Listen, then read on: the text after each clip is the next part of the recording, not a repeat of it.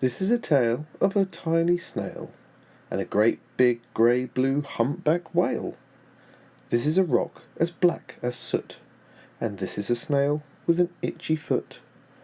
The sea snail slithered all over the rock and gazed at the sea and the ships in the dock. And as she gazed and sniffed and sighed, "The sea is deep and the world is wide. How I long to sail," said the tiny snail. These are the other snails in the flock, who all stuck tight to the smooth black rock, and said to the snail with the itchy foot, "Be quiet, don't wriggle, sit still, stay put." But the tiny sea snail sighed and sniffed, then cried, "I've got it, I'll hitch a lift." This is the trail of the tiny snail, a silvery trail that looped and curled, and said, "Lift wanted around the world."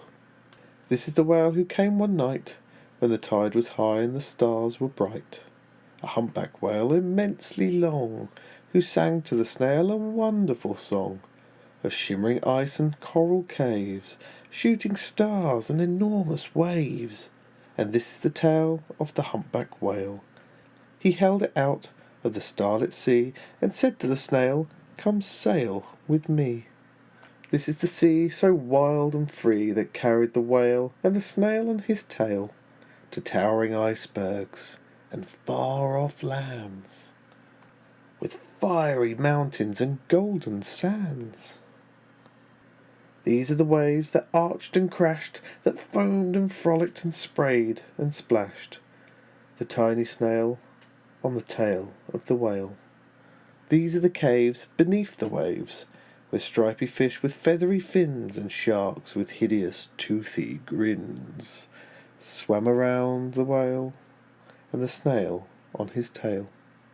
This is the sky, so vast and high, sometimes sunny and blue and warm, sometimes filled with a thunderstorm, with zigzag lightning, flashing and frightening the tiny snail on the tail of the whale.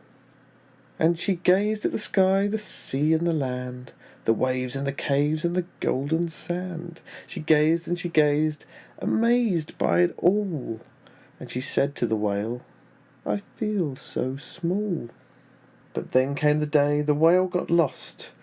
These are the speedboats running a race, zinging and zooming all over the place, upsetting the whale with ear-splitting roars, making him swim too close to the shores.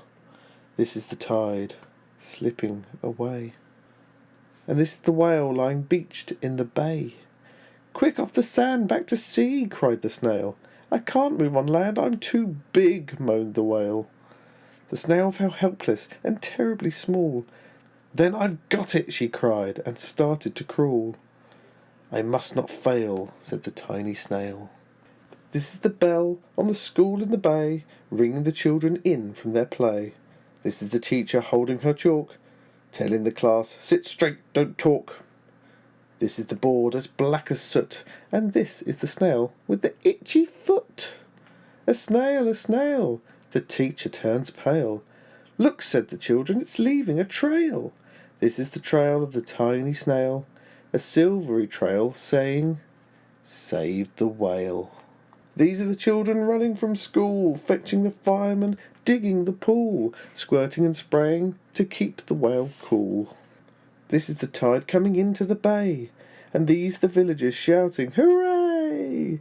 And the whale and the snail travel safely away, back to the dock and the flock on the rock, who said, "How time's flown, and haven't you grown?"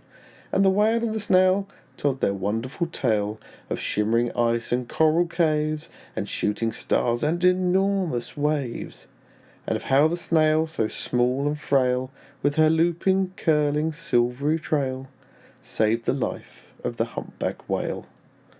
Then the humpback whale held out his tail, and on crawled snail after snail after snail, and they sang to the sea as they all set sail on the tail of the grey-blue humpback whale.